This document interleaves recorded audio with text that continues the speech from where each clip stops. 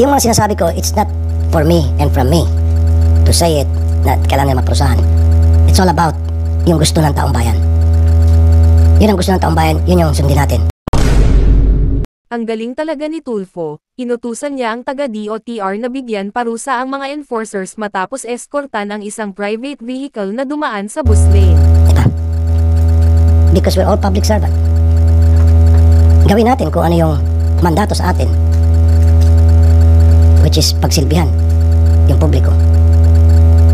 Now, these two gentlemen here must be suspended as well para patas.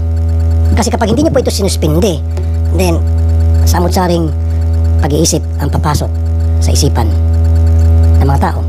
May point si Sir Raffy, kasi mahalaga na may delikadesa ang mga taong gobyerno. Na meron kayong pinapaboran, na meron kayong pinapaboran, na meron kayong pinapaboran, na meron kayong mga sacred cow dito sa DOTR. So, ASEC, pasahan ba namin?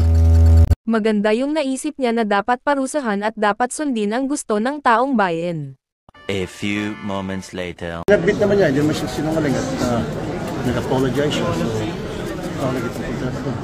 as long as tumakas, hindi siya gumamit ng plakang 8, which karapatan niya gumamit, pero hindi siya gumamit. Just shows na hindi siya abusado. Kakalampata, nagmamadali siya. Gunggong!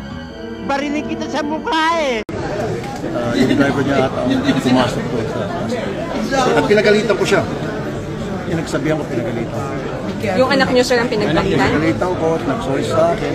At sabi ko, mag-apologize ko sa lahat. So pag iba suspendi, pag anak mo apologize lang.